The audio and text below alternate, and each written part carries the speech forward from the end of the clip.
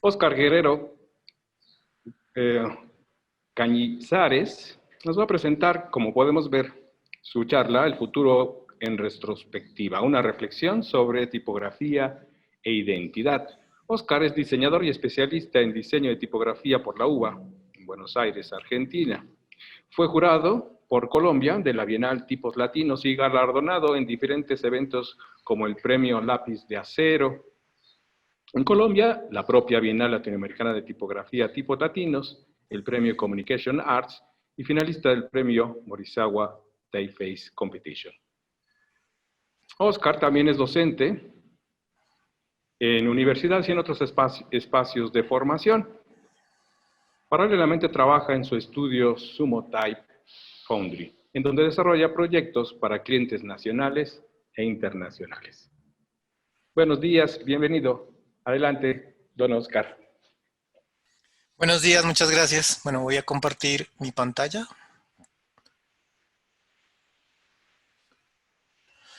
¿Me confirman si estoy ahí compartiendo, por favor? Sí, la vemos con todo y marco.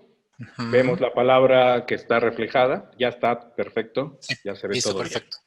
Gracias. Bueno, antes que nada, muchas gracias por la invitación a Paco, a todo el equipo de Tipografilia. Es un gusto poderles compartir un poco de mi trabajo. Yo no suelo hacer presentaciones directamente de mis proyectos, creo que es como la segunda vez que hago algo así. Usualmente trato como de enfocarme en otros temas cuando hago presentaciones, pero bueno, esta vez relacionado un poco con el tema de identidad y tipografía, pues me pareció como un poco válido poderles mostrar un poco de mi proceso y de los proyectos, de algunos, tres proyectos en particular que están enfocados y que tienen cierta relación con lo que vamos a hablar acerca de identidad. Bueno, también me disculpo un poco si no tengo tanta fluidez como Ana, estoy un poco nervioso. Si de pronto se me quiebra la voz o me enredo hablando, me excuso desde ahorita. Y arranquemos. Eh, bueno, como mencionó Paco, yo me dedico al diseño de tipografía y a la enseñanza, creo que por ahí unos 9 años. Es poco tiempo comparado con el de otros diseñadores de tipografía del medio, pero creo que en este tiempo pues he logrado como me inmerso mucho en el tema de la tipografía, me gusta mucho lo que tiene que ver todo con el diseño de tipografía. Y pues he llegado como a un punto en que puedo tener un poco ya de bagaje en el cual tengo cierta madurez en el campo y pues es básicamente lo que les voy a hablar ahorita, un poco más de mi proceso. Em, para tratar un poco de explicar el título de la charla, El futuro en retrospectiva, pues siento que es un título bastante elegante realmente para hablar únicamente acerca de mi trabajo y de mi proceso, y lo que voy a es tratar como de verlo un poco como en retrospectiva de lo que he llevado hasta el día de hoy. Voy a arrancar con una anécdota que espero que me sirva como una metáfora antes de llegar al centro del tema de la charla. Este logotipo que ustedes ven aquí en pantalla es un logotipo que yo diseñé el año pasado para celebrar los 100 años de la Bauhaus en Colombia. No es algo pues salido del otro mundo, pero me ayuda como a redondear un poco acerca del punto que quiero hablar. Las letras que ustedes ven acá tienen un sistema, tienen unas proporciones, tienen una construcción que a mi juicio están bien construidas.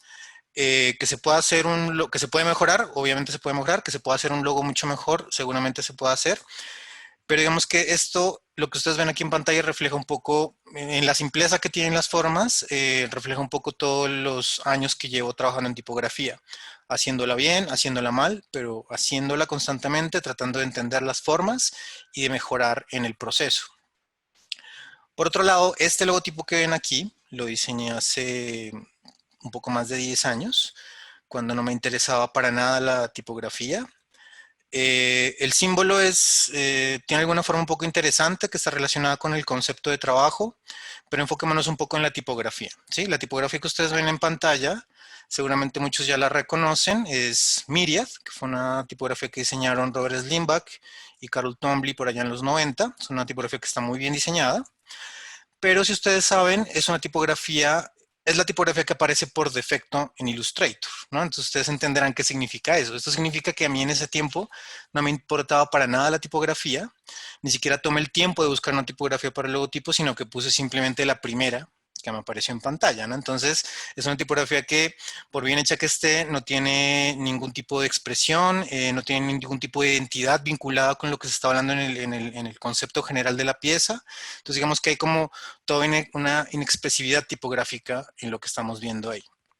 A lo que voy con esto es que todo resultado debería alimentarse de su propio proceso. Digamos que en ese proceso es donde uno encuentra como todo el aprendizaje personal y toda la evolución que uno tiene como diseñador. Y dentro de ese espacio de tiempo entre el logo inexpresivo en Myriad y el de la Bauhaus, digamos que lo que cambió fue más que todo lo que tiene que ver con mis influencias personales y el acercamiento que tuve a la tipografía como tal. Y también encontré como una necesidad de generar una identidad tipográfica en todo lo que estaba haciendo, sin necesidad de trasladarlo a un diseño de un alfabeto como tal o una pieza de lettering, sin encontrar como una necesidad de buscar una identidad con la tipografía. Y es básicamente lo que está relacionado a la charla que voy a dar ahorita. La traté de dividirla en tres partes, que tiene que ver un poco con el tipo de proyectos que yo he venido desarrollando en este tiempo. Por un lado está la identidad histórica, por otro lado están proyectos un poco más comerciales y al final un proyecto en particular que tiene que ver con procesos más experimentales. Bien, arranquemos con el tema de la parte histórica. A mí todo el tema que tiene que ver con la historia en cierto punto de mi vida fue muy importante, pues sigue siendo muy importante, pero en cierto punto me influyó muchísimo en lo que tiene que ver con mi trabajo. Y voy a hablar un poquito acerca de la influencia que tuvo la historia de la tipografía en algún momento. Yo en un punto de la vida, digamos que justamente cuando terminé de hacer la especialización en Buenos Aires, como que para mí la única forma en que yo podría encarar o abordar un proyecto de tipografía tenía que estar relacionado con la historia, ¿sí? Con los modelos históricos, con muestras clásicas de caligrafía, con principios básicos que hayan hecho otros diseñadores de antaño. Entonces traté como de enfocar toda una serie de whips en proyectos, en conceptos relacionados con la historia, ¿verdad? Porque para mí dentro de mi cabeza es donde radicaba lo más importante y lo único que podría expresar tipográficamente, ¿no? Todo eso tuvo que ver muchísimo con el tema de la especialización que hice en Buenos Aires. Yo antes, como dije antes, yo no sabía nada de tipografía, no entendía nada de tipografía. Fue allá donde yo empecé como ya a meterme en todo este mundo. Con esto no quiero decir que por el hecho de hacer una maestría, pues uno tenga que necesariamente, obligatoriamente, vincularse con temas o entender la tipografía solo con la historia, con modelos históricos, para nada. Pero digamos que por los vacíos que yo tenía en mi cabeza, en ese tiempo, que eran muchísimos comparados con los de mis compañeros, sentí que la historia era como lo más válido y lo más importante que yo podría, de lo que yo podría hablar relacionado con la tipografía, ¿no? Aquí es por acá estoy yo, mucho más joven, no tenía barba ni bigote, nada. Por ahí estoy con Carolina Giovanoli, con Eduardo Tuni, que eran mis tutores del proyecto en ese inicio. Entonces a mí algo muy importante de lo que pasó en Argentina es que me enseñó a reconocer habilidades que yo desconocía completamente que tenía, ¿sí? Talentos escondidos que yo no sabía que me interesaba tanto, no sabía el amor que tenía por la tipografía y también me ayudó a entender muchísimo qué es lo que me inspiraba realmente en lo que quería hacer, ¿verdad? Que, como mencioné antes, en un primer momento fue la historia, ¿sí? Entonces, digamos, estas fotos que ustedes ven acá son fotos que yo tomé en un viaje que hice a Europa en el ATP de 2018, si no estoy mal, que fue en Amberes. Y pues estos son fotos que yo tomé en el Museo del Plantin Moretus, que como todos sabemos es un museo muy importante de tipografía. Digamos que entrar ahí y ver todas esas piezas impresas, todos los punzones, todo ese tipo de cosas, es una cosa del otro mundo, es impresionante. Entonces, digamos que en un momento de mi vida yo me emocioné muchísimo con lo que tenía que ver con la historia y cuando yo veía este tipo de muestras impresas, a mí se me movía todo por dentro y es lo que me ayudaba como a encontrar una motivación en donde yo iniciar proyectos de tipografía. Se me ocurrían muchas ideas que tenían que ver con eso, ¿no? Parte de todo este amor que tenía por la historia resultó en esta tipografía. La voy a mencionar rápidamente porque no es donde voy a centrar el resto de la charla. Pero digamos que esta tipografía es muy importante en mi historia personal. Este fue el resultado de la especialización que hice en Buenos Aires. Épica es una tipografía que yo he venido publicando pues en mis redes, porque todavía no está publicada comercialmente desde hace varios años, pero digamos que la Épica es muy importante dentro de mi proceso porque yo aprendí muchísimo de ella. Y también ilustra como todo ese amor que yo tenía por la historia, ¿sí? Puede que tiene un cierto nivel de reinterpretación la tipografía, pero de todas maneras sigue siendo un diseño muy clásico, un diseño muy respetuoso por la historia.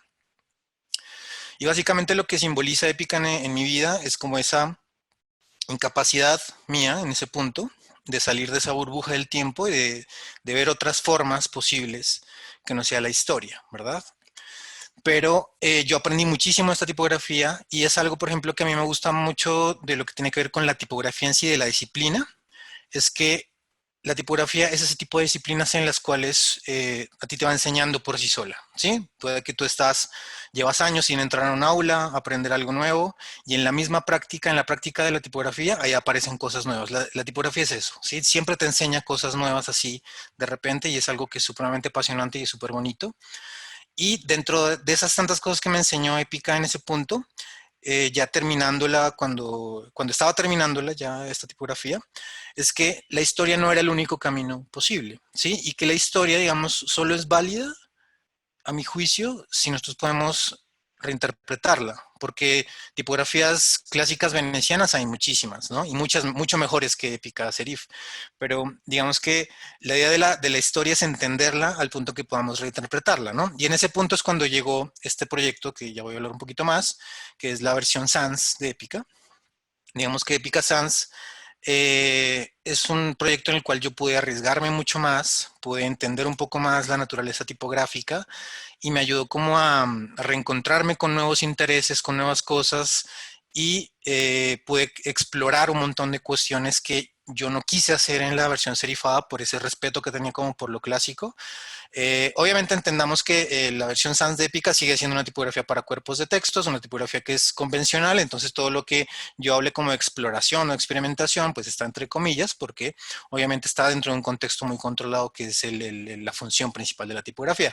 Pero digamos que es un proyecto en el cual yo empecé a trabajar y pude sacar muchísimo más provecho de lo que tenía y encontré un poco más de maduración, pues cosas que yo veo de mí mismo, que siento que son un poco más maduras en cuanto a la disciplina. Esta es la primera versión que yo hice de Épica cuando todavía estaba, de Épica Sans cuando todavía estaba en Buenos Aires. Si la comparamos con la versión serifada, es una, digamos que prácticamente le quité los serifs, nada más. Sí, le cambié un poquito el contraste de los trazos, pero sigue siendo básicamente la misma forma. Esta es la versión actual de la versión Sans. Hay unas diferencias pequeñas, pero que a mi juicio están mucho más pensadas y están mucho más focalizadas en tratar de que la versión Sans de Épica no sea simplemente, no esté amarrada conceptualmente a la serif, sino que tenga un poquito unas soluciones independientes y que funcione de manera un poco más independiente, ¿no? Aquí vemos un poco de diferencias entre la primera versión y la actual. Es una tipografía que es un poco más ligera, es un poco más, tiene una serie de implementaciones en la naturaleza del trazo y inserciones en el diseño que ayudan como a que funcione un poco mejor para lo que yo quería hacer que funcione. Esta es la comparación con la versión serif. Obviamente la estructura básicamente es la misma, la métrica básica es la misma. Hay unos cambios leves en algunos aspectos. Aquí vemos un poco más de diferencias, ¿verdad? Traté como de que en la versión Sans se mantuviera como la esencia de lo que es la tipografía en cuanto a la identidad, que ahorita hablo un poquito más de eso. Reinterpretar algunas terminaciones básicas que tenía la versión Serif, entender qué tipo de implementaciones o de mejoras podría hacer en la métrica vertical para que funcionara mejor la legibilidad de la tipografía en cuerpos de texto y otro tipo de adecuaciones que hice en las formas, ¿verdad? De aquí digamos que hay un poquito más de eso. Interpretaciones, algo que sí hice mucho en la versión Sans que me quedó como debiendo en la serif. Yo siempre sentí que la versión de cuerpo de texto de la serif era un poco pesada, entonces traté como de darle un poquito un cuerpo un poco más ligero. Y esto digamos que es como lo más importante que tiene, que es algo muy sutil en el diseño, en la naturaleza del trazo, pero digamos que me ayudaba primero a anclar el concepto clásico que tenían las dos tipografías, las dos familias. Digamos que este énfasis o este cambio de grosor en las terminaciones de la línea de base o la altura de X me ayudaba como a darle ese aspecto clásico de la tipografía. Es una característica muy común en tipografías glíficas como Optima, como Fris Quadrata. Es un poco más dura la forma porque no es como tan cóncava comparada con Optima, por ejemplo. Es un poco más fuerte el cambio de grosor. No es un corte directo, pero es un cambio un poco más fuerte que tenía que ver un poco con toda la naturaleza de lo que quería hacer, ¿verdad? Aquí vemos cómo funciona hoy en día la serif versus la sans. También el tema de la paleta de variables que va a utilizar en la versión serif originalmente iba desde light hasta extra bold. En un comienzo pensé que lo más lógico era mantener esa misma intención en la cantidad de pesos que se podía trabajar, pero luego dije, bueno, o sea, voy a trabajar una versión Sans que permite hacer un montón más de colores y de versiones de color, de grosor, entonces, ¿por qué no hacerlo? Entonces, pues la versión Sans tiene una cantidad de variables de peso mucho mayor. Algo que me divertí un poquito más haciéndolo y donde creo que inserté un poquito más de cosas un poco más innovadoras, entre comillas, en la familia, es en las itálicas. Yo no sé por qué, yo siento como una atracción particular con las itálicas. Para mí las itálicas son súper interesantes por la textura. A mí me encanta ver la textura que generan las itálicas cuando están en un bloque de texto compacto. Siento que también mucho de eso tiene que ver con que yo cuando estuve en la maestría, en la especialización en Buenos Aires, muchos de mis compañeros empezaron a trabajar itálicas dentro de las variables que nos pedían para la familia que teníamos que entregar.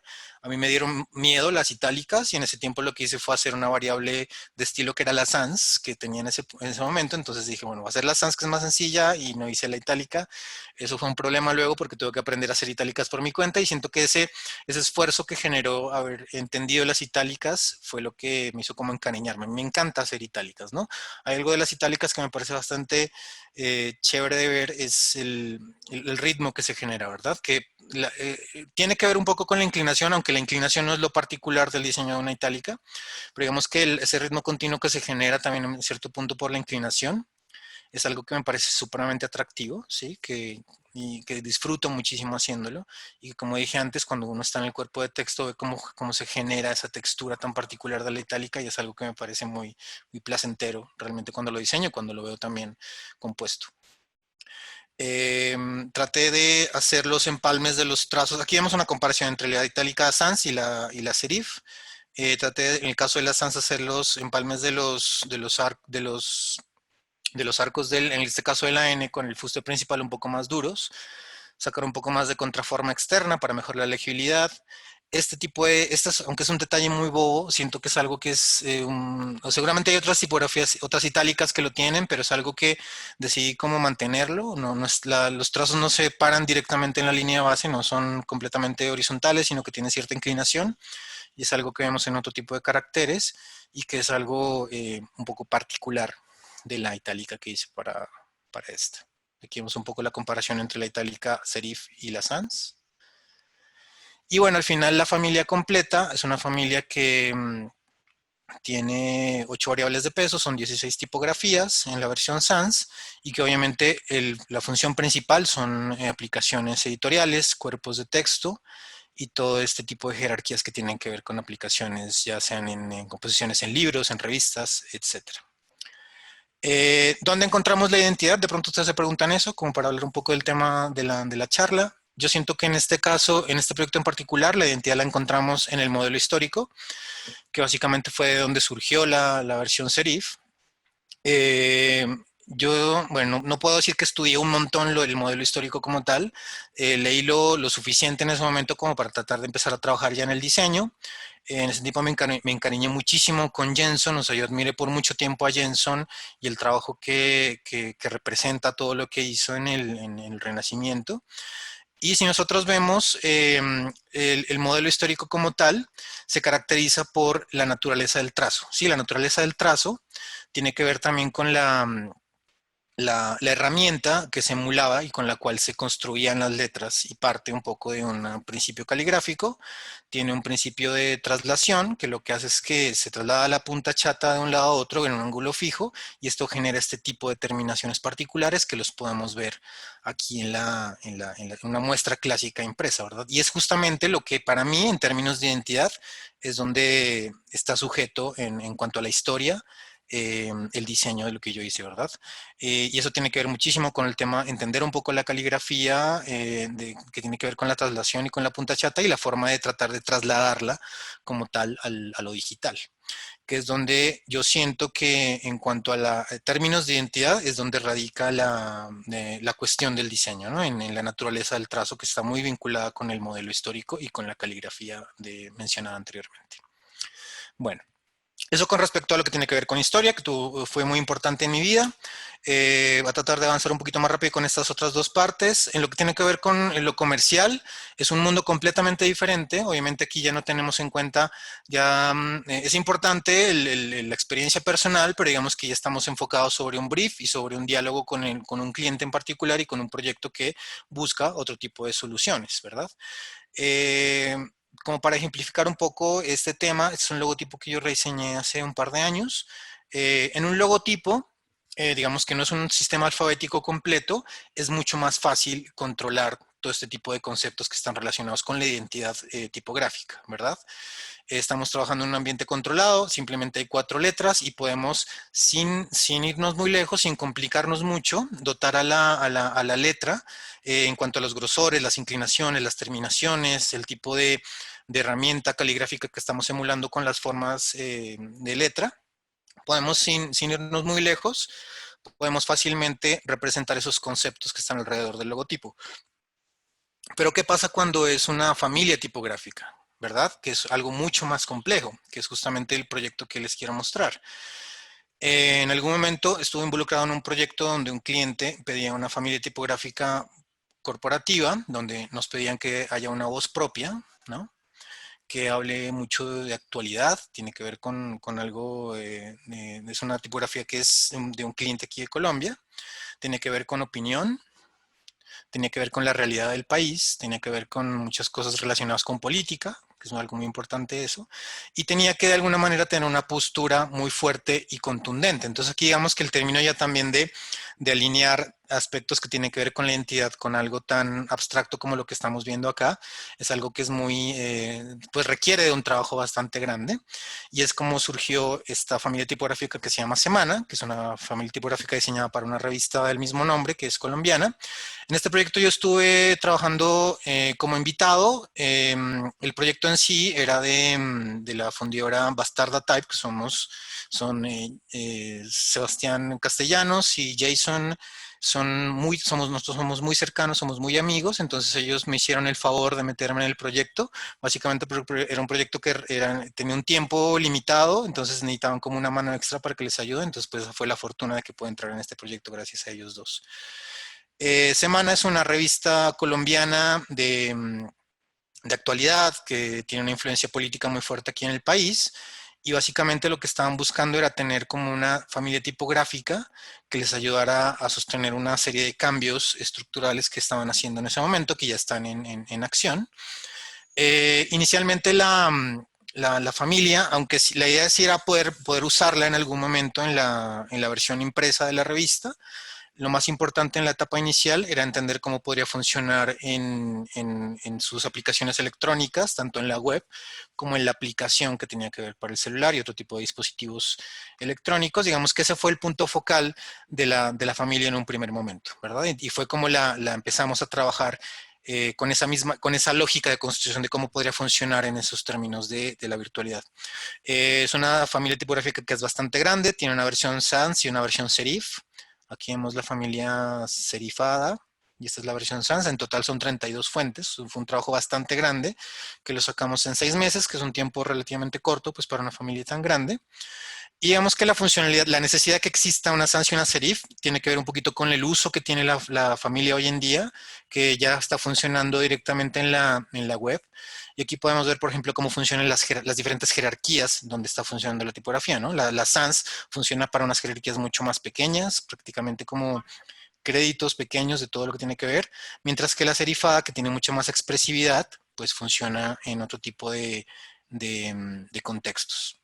Si ya vemos un artículo en particular, vemos cómo va funcionando la tipografía, desde las funciones de sans en los titulares con la serif en los pesos mayores y en los cuerpos de texto para las intermedias, ¿verdad?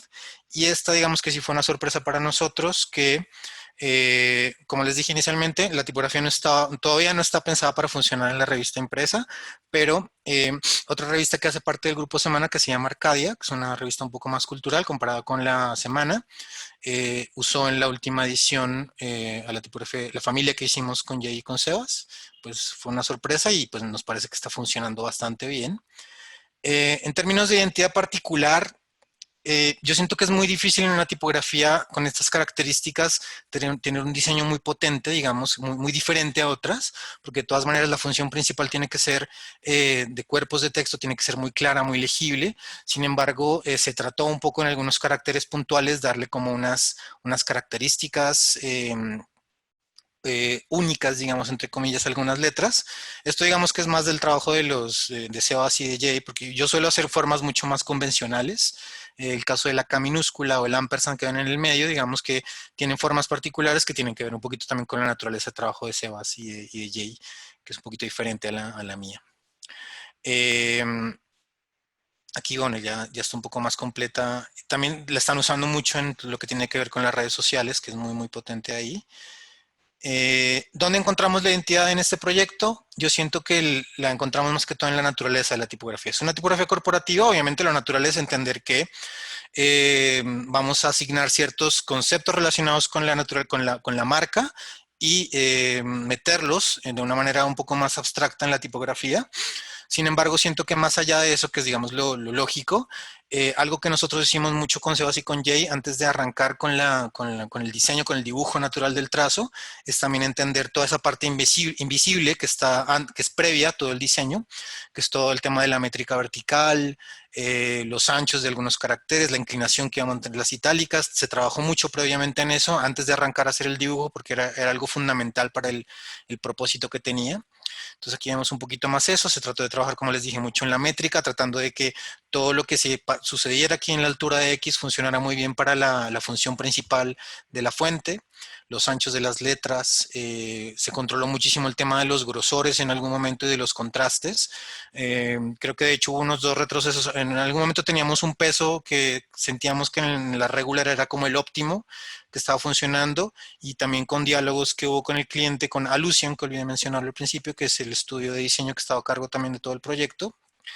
Eh, Cayeron en cuenta de que de pronto el peso que tenía en cierto momento era un poco fuerte y se trabajó mucho en ese tema para que la tipografía funcionara muy bien en este contexto, ¿verdad? Que cuando esté en un bloque de texto sea una tipografía que funcione como mencionaban en el artículo, en el Beatriz Wardell, si no estoy mal, habla como cuando hablan de la copa de cristal.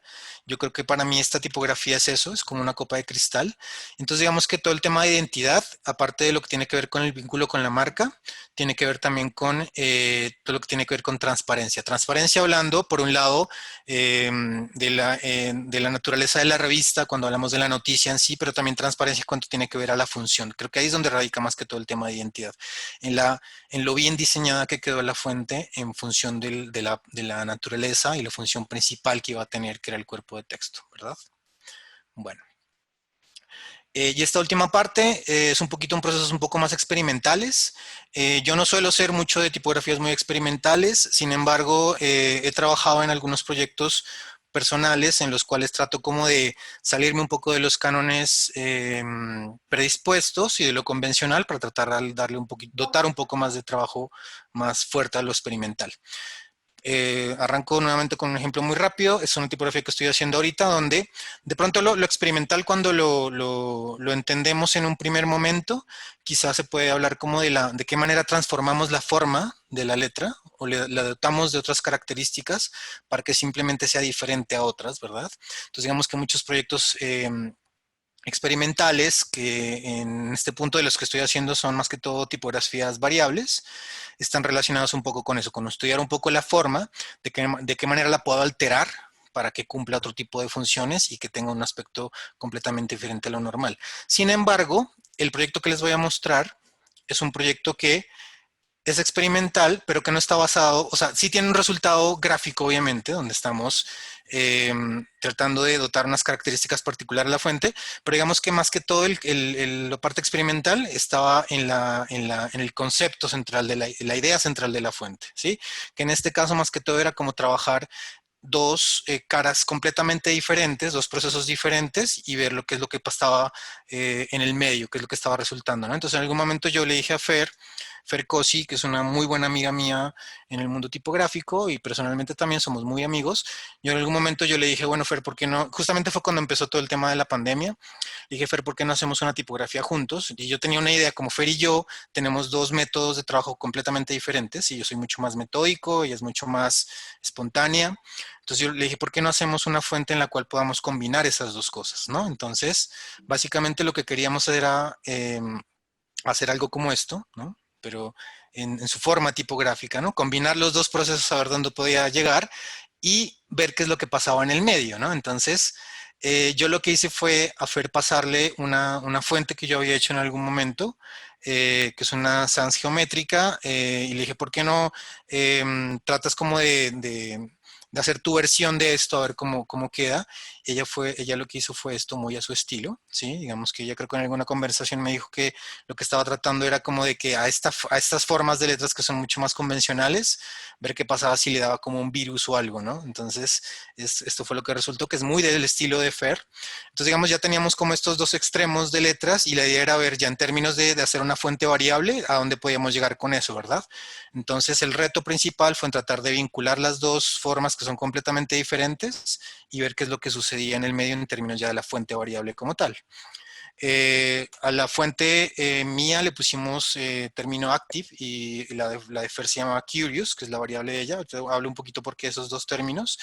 Y de ahí ya empezamos a trabajar en las formas variables, donde ven aquí que ya hay algo un poquito más interesante que ver en cuanto a los intermedios, que es justamente ahí es donde radica lo chévere del proyecto en términos experimentales, en ver qué es lo que sucedía en el medio, qué transformaciones o qué formas particulares veíamos ahí en el medio. Es una fuente que por el pretexto de la pandemia, el nombre se lo dio Fer, se llama Jun, la tipografía, es como un tributo a Jun Almeida, que fue como una de las primeras investigadoras que encontró cosas relacionadas con el coronavirus. Entonces, así es como funciona la fuente. Es una fuente que que es variable, pero que estáticamente también tiene como 10 versiones diferentes dentro de las variaciones posibles de la tipografía. Si quieren, esperen un paso acá el Illustrator para que podamos ver un poco más cómo funciona. Aquí está la fuente y en términos de la variabilidad, aquí vemos cómo se va transformando, ¿verdad? Que es justamente lo que queríamos ver en en la tipografía.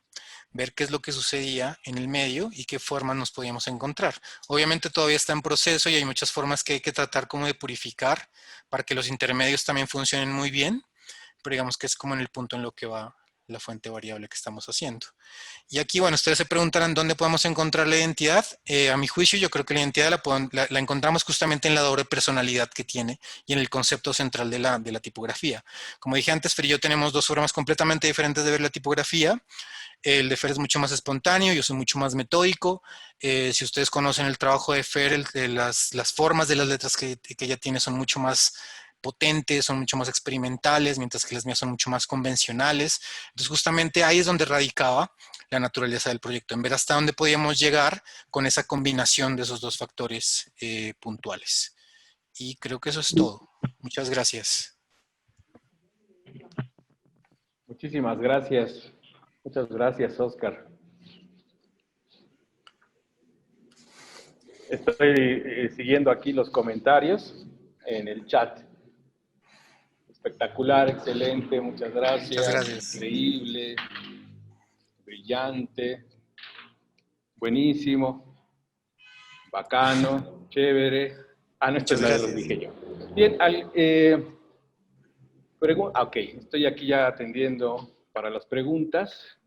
Voy con unas. ¿Cuál fue el reto de aprender por tu cuenta a realizar las itálicas? Bueno, las itálicas son un mundo aparte, es que es muy, creo que sí, con una instrucción básica uno puede dibujar unas redondas, unas romanas bastante aceptables, sin mayor esfuerzo. Ya otro tema es el tema de generar todo el alfabeto, todo el sistema, pero las itálicas es un mundo aparte, ¿no? O sea, toda la naturaleza que tiene que ver, en mi caso, como yo lo estudié, la naturaleza caligráfica que tiene la itálica, que en lo que yo estuve involucrado tiene que ver mucho con las cancillerescas. O sea, la naturaleza del trazo, la estructura, las formas cambian muchísimo y luego esa naturaleza, el hecho de la inclinación, el cambio de ciertas formas, vincularla naturalmente al diseño de una redonda es un reto bastante alto, ¿no? Que requiere de muchísimo trabajo, de muchísimos errores, cometer muchísimos errores en el proceso de dibujo para entender cómo puede funcionar. Creo que es lo único que podría por ahora mencionar en cuanto a la Sí, diferencia, porque si no habría que entrar ya en un tema mucho más denso, que es bastante amplio. ¿cómo no? ¿Dónde se puede encontrar la tipografía que nos acabas de mostrar, Juni? Bueno, esa todavía está en proceso, pues todavía la estamos trabajando con Fer. Eh, y en cuanto esté lista, pues todavía estamos buscando canales como para distribuirla, todavía no lo tenemos claro, pero en cuanto ya la tengamos terminada, que es lo más importante ahorita, pues ahí ya miraremos o ya anunciaremos pues dónde se va a distribuir la tipografía. Muy bien. Preguntan varias personas que si tienes actualmente algún curso sobre el tema de construcción tipográfica. Pues está el curso en línea este de doméstica, ¿no? Y es un curso más de revival tipográfico, pero digamos que se tocan pues todos los temas de construcción básica y de sistemas alfabéticos, que es lo que yo trabajo actualmente. Bien, una pregunta más. ¿Qué opina de OpenType? Al parecer está sobrevalorada. Los diseñadores aún no lo utilizan mucho. Sí, yo creo que en alguna charla yo opiné algo al respecto. Yo creo que en muchos de los aspectos, el OpenType es algo que no es fundamental en la tipografía, es una posibilidad para nosotros. Pero siento que el hecho de que los diseñadores gráficos no sepan mucho de OpenType también es error nuestro, porque nosotros, cuando hacemos, digamos, un espécimen tipográfico o lanzamos una tipografía o hablamos en general de tipografía, no hemos sido lo suficientemente efectivos como para comunicar qué es el OpenType, cómo puede funcionar y qué beneficios puede traer ya en la aplicación, ya sea editorial o en otros aspectos relacionados con la tipografía. Entonces yo creo que es también responsabilidad nuestra y pues poderles comunicar a los diseñadores cómo funciona el OpenType, qué posibilidades tienen y qué beneficios puede tener pues para sus proyectos en particular. Así es. Bien, sigo revisando por acá. Muchas felicitaciones. Muchas Una gracias. pregunta puntual. ¿Cómo fue que se decidió las interpolaciones en esta última fuente que nos mostraste, en June? Bueno, la verdad es que en términos, sí, todo ha sido muy experimental en esta tipografía. Digamos que yo en el caso ya de las interpolación de los intermedios, marqué algunos puntos fijos que creí que eran como los más cambiantes dentro de las 10 variables que tenía la fuente, pero igual todavía está muy en proceso, ¿verdad? Porque justamente ahí es donde radicaba el concepto y el reto de la tipografía, ¿no? Ver qué pasaba en medio. Entonces todavía estamos ahí trabajando, definiendo bien las interpolaciones, las instancias y pues arreglando todo en cuanto a la forma para que esos cambios sean lo más placenteros posibles pues en la composición. O sea, todavía está muy en proceso eso, la verdad. Muy bien. Pues muchísimas gracias, Oscar, también a las personas que nos están compartiendo sus inquietudes. Estamos justo en tiempo y pues de nueva cuenta nuestro agradecimiento y también, ya no es sorpresa porque lo había mostrado hace unos días, me hubiera gustado tener aquí todos, pero es el mismo. pero este es el reconocimiento que hacemos con mucho gusto, el premio Tipografilia para Óscar Guerrero hasta Bogotá. Muchísimas gracias, Muchísimas Óscar, gracias. por tu colaboración y No, generosidad. no, muchísimas gracias a ustedes y pues espero que nos veamos pronto. Muchísimas gracias por todo, por la invitación. Un Chao. abrazo. Chao. Un Gracias. abrazo. Seguimos. Gracias.